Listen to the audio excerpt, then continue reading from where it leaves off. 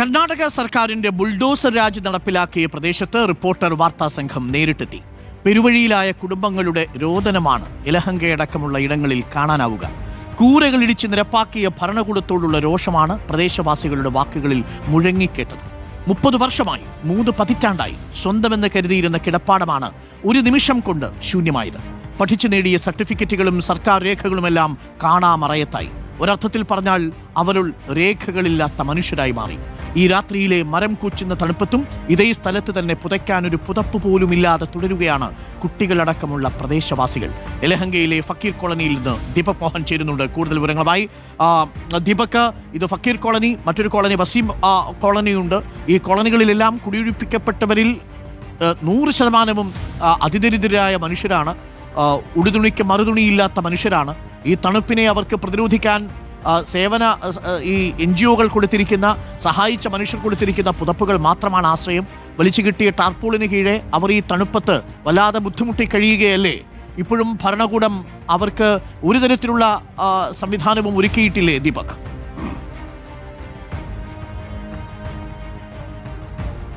അരുൺകുമാർ, ഫക്കീർ കോളനിയിൽ ഞങ്ങൾ എത്തിയപ്പോൾ, അതായത് വൈകിട്ട് ഈ സമയത്തോടെ എത്തിയപ്പോൾ ഇവിടെ തണുപ്പ് നല്ല തണുപ്പാണ്.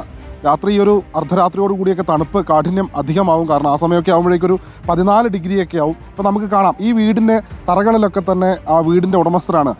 ഈ ഇടിച്ചു നിരത്തിയ വീടിൻ്റെ തറകളിലൊക്കെ അവരിയ്ക്കുകയാണ്. പകൽ നമ്മൾ വന്ന സമയത്ത് ഇവിടെയൊക്കെ ആളുകളുണ്ടായിരുന്നു. പക്ഷേ വൈകിട്ടായപ്പോഴേക്കും കൂടുതൽ ആളുകൾ എത്തി. ജോലിക്കൊക്കെ പോയ പുരുഷന്മാരൊക്കെ വൈകിട്ടോട് കൂടി എത്തി. ഇവിടെ ഈ ഒരു വീടിൻ്റെ തറയിൽ ಇವಿಡುತ್ತೆ ಅಮ್ಮ ಇರಿക്കുന്നുണ്ട്. ಅವರೋಡು കുറച്ച് കാര്യങ്ങൾ ചോദിക്കാം. ಏನು ಹೆಸರು ಅಮ್ಮ? ಎಷ್ಟು ಜನ ಇದೆ ಇಲ್ಲಿ? ಒಬ್ಬರು ಗಂಡು ಮಗ, 4 ಜನ ಹೆಣ್ಮಕ್ಳು. ನನಗೆ JCB ಬಂದಿದೆಯಲ್ಲ, ಫಸ್ಟ್ ಟೈಮ್ ಇದೇ ಹೊಡೆದಾಗಿದೆಯಾ?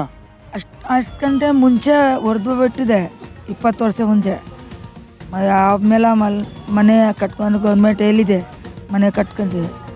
ಮನೆ ಕಟ್ಕೊಂಡು ಆಸ್ಪತ್ರೆ ಕೊಟ್ಟಿದೆ. ಈಗ ಫಸ್ಟ್ ಮನೆ ಕಡ್ದೋಗಿದ್ದು ಇದು ತಾನೆ? ಹೌದು. അരുൺകുമാർ, അതായത് JCB ഈ ഫക്കീർ കോളനിയിലേക്ക് എത്തുമ്പോൾ ആദ്യമുള്ള വീട് ഈ അമ്മയുടെ വീടാണ്. ഈ അമ്മയുടെ വീടിൻ്റെ തറയിലാണ് നമ്മളിപ്പോൾ ഇരിക്കുന്നത്. അവരൊരു പായൊക്കെ വിരിച്ച് അതിലിരിക്കുകയാണ്. അമ്മയും അമ്മയുടെ ഒരു കൊച്ചുമകനും. അതിന് തൊട്ട് പുറകിലായി മറ്റു ടാർപോളിയും വലിച്ചു കെട്ടിയത് കാണാം. പകൽ സമയത്ത്, വെയിലുള്ള സമയത്ത് ഈ ടാർപോളിനടിയിലാണ് ഇരിക്കുക.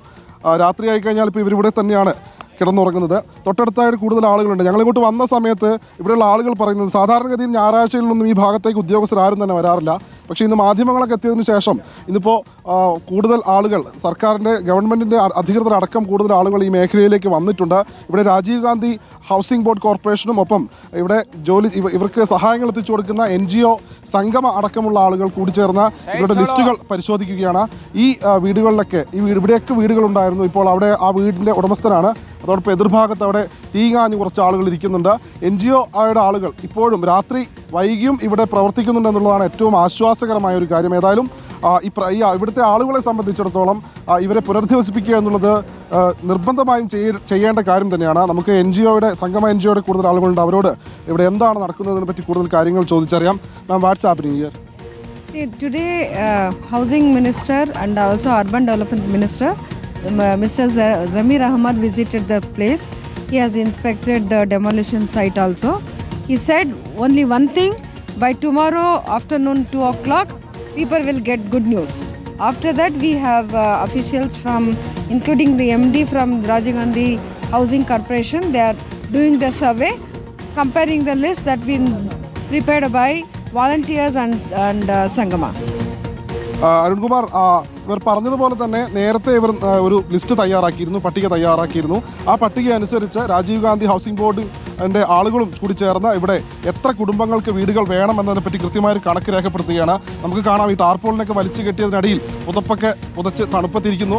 എതിർഭാഗത്തായി 2 സ്ത്രീകൾ ഇരിക്കുന്നുണ്ട്. അവരുടെ 2 പേരുടെയും മടിയിൽ പിഞ്ചു കുഞ്ഞുങ്ങളുണ്ട്. മുൻപിലായിട്ട് തീ കാഞ്ഞിരിക്കുന്ന അവസ്ഥ. ഇത്തരത്തിലൊരു ദുരിതപൂർണമായ ഒരു സാഹചര്യത്തിലാണ് ഫക്കീർ കോളനിയും ഒപ്പം വസീം ലേഔട്ടും ഒക്കെ ഉള്ളത്. രാവിലെ മുതൽ തന്നെ ജനപ്രതിനിധികൾ അടക്കമുള്ള ആളുകളുടെ വരവ് തന്നെയായിരുന്നു ഈ മേഖലയിലേക്ക്. ആദ്യം എത്തിയത് KT ജലീൽ MLA ആയിരുന്നു. എന്നാൽ അതിനുശേഷം കർണാടക ന്യൂനപക്ഷ വകുപ്പ് മന്ത്രി സമീർ അഹമ്മദ് എത്തി.